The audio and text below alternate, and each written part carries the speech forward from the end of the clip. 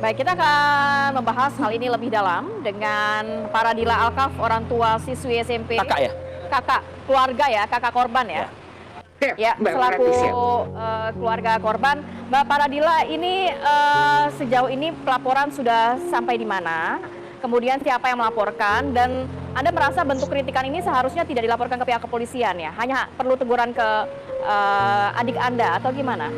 Sebetulnya kalau Anda pihak keluarga mengatakan ini sebetulnya kritik terhadap kondisi lokal ya, terhadap pemerintah Kota Jambi. Tapi kenapa dikaitkan dengan calon wakil presiden pasangan nomor 2 ini, Gibran Rakabuming Raka? Oke, gini Mas, mungkin udah saya pikir kalau permintaan maaf itu ada hoax karena itu video lama yang digiring dan digoreng di masa kini. Nah, sedangkan kenapa adik mengkritik kita katakan paslon 02 Mas Gibran itu memiliki latar belakangnya sudah lama, sekitar beberapa bulan lalu. Nah, ini kan latar belakangnya adik mulai muncul di media sosial dan lain sebagainya adalah menyuarakan permasalahan nenek kami, Nenek Aksa, yang tampaknya sekarang sudah tenggelam ya Mas, malah tergantikan dengan kritik-kritik yang dipolitisasi ibaratnya Mas. Kenapa kita katakan demikian? Karena saat pertemuan beberapa bulan yang lalu, adik bertemu dengan orang nomor 1 di Provinsi Jambi, Pak Gubernur. Waktu itu kita diundang ke rumah Pak Gubernur. Nah, di situ adik ada ngobrol dengan Pak Gubernur yang adik pikir cuma bercandaan nih Mas, tentang oke, nanti kita bantu ya masalah neneknya, tapi kita nanti bisa lah nih Pak dia bantu promosikan. Nah, hal itu promosikan mengarah kepada paslon 02 Mas, anak emasnya negara ini. Nah, di mana jelas adik waktu itu mikir, bapak nih bercanda, emang saya siapa? Saya bukan artis, saya anak kecil yang hanya menyuarakan hak tentang nenek saya nih. Nah, yang berjuang memang the real ya Mas, kita luruskan, dia memang berjuang dari usia 5 tahun. Dari umur dia SD itu udah berjuang, kita bisa cek video YouTube lama kami yang memang kami sudah mulai menyuarakan itu dari YouTube. Masih awalnya ada masih videonya, mungkin rakyat Indonesia bisa menilai sendiri ya, masih dah simpang siur. Oh, masa anak kecil udah mulai ini, dulu gue emang nonton Upin Ipin dan lain sebagainya, tapi enggak, ini real Mas. 10 tahun kita berjuang dari kecil memang. Nah, di situ adik mulai mikir, masa Pak Gubernur ngomong gini kan, akhirnya menuju nih ke paslon 02, sedangkan saat itu Mas Gibran kita ketahui belum diumumkan menjadi cawapres. Nah, jadi dia memancing nih Mas Mbak.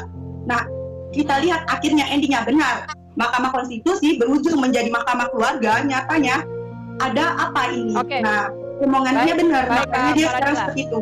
Mbak Linda tadi dikatakan oleh kakak korban, di mana sebenarnya itu video lama mengkritisi Pemprov Jambi. Namun ada masalah baru lagi yang muncul saat bertemu dengan Gubernur Jambi ini mengatakan dukung cawapres nomor urut 02.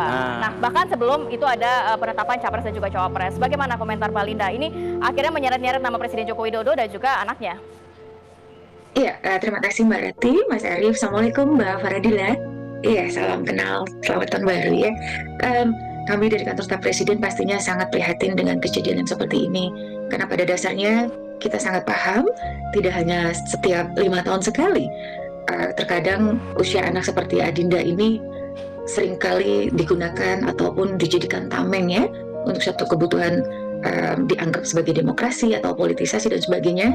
Tapi sekali lagi kami sangat-sangat tidak berharap bahwa siapapun menjadikan anak ataupun usia anak mereka terlibat dalam politik yang tidak baik. Artinya kami berharap seusia Adinda ini bisa menjadi satu contoh yang positif bahwa mereka menyuarakan hal-hal yang memang seharusnya bisa disuarakan, tapi tidak untuk dijadikan tadi ya adu domba atau kambing hitam dan sebagainya.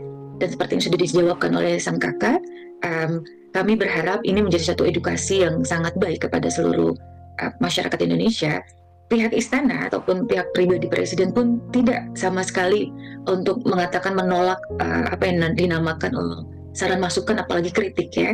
Dan kami pun melalui Bapak Pak Muldoko sebagai Kepala Staf Kepresidenan selalu mengatakan sekeras apapun kritikan itu kita menerima dengan baik.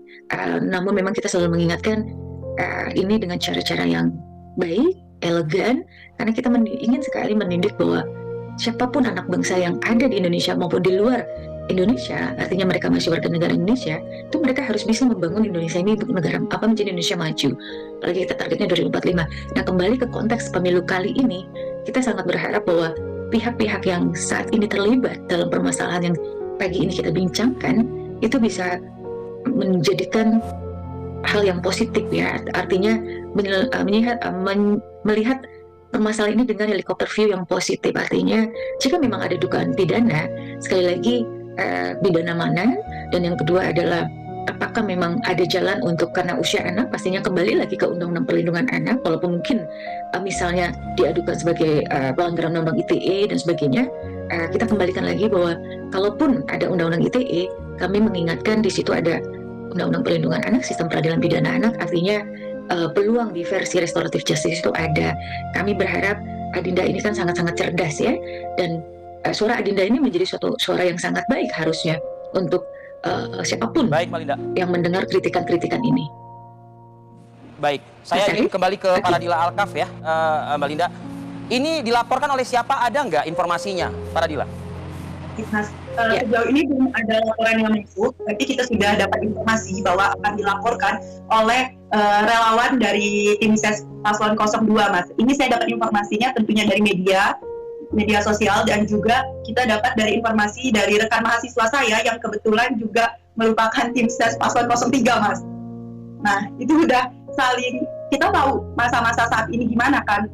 Nah, jelas kita lihat di situ, padahal dari awal adik mengkritik itu adalah untuk permasalahan nenek, karena Pak Jokowi sudah berkali-kali janji, Mas, bahkan sudah bertemu saya langsung dan adik langsung waktu itu di Jambi, dan berjanji akan menyelesaikan. Ini digoreng oleh para tim ses calon 2 dan calon 3 ini, begitu ya menurut Anda, begitu ya Paradila? Bisa Saya jadi, ingin bisa jadi, Mas. sedikit dong Paradila, ingin mengenal lebih jauh nih tentang dari sosok adik Anda.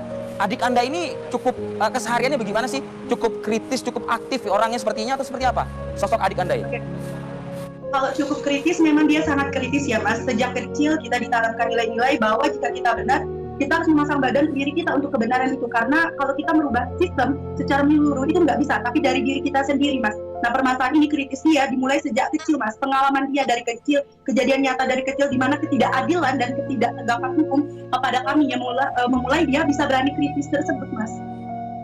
Seperti itu. Ya, Mbak Faradila, setelah memang adik Anda bertemu dengan orang nomor 1 di Jambi, tadi ada mengatakan seperti itu, apakah juga adik Anda sempat juga membuat video-video mengkritik tidak hanya Pemprov Jambi tapi juga pemerintah pusat?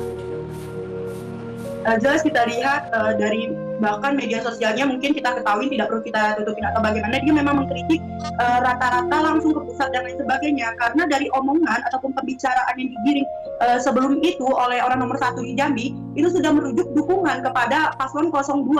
Nah, di mana saat itu kita tahu belum ada pernyataan tentang bahwa paslon 02 cawapresnya akan naik.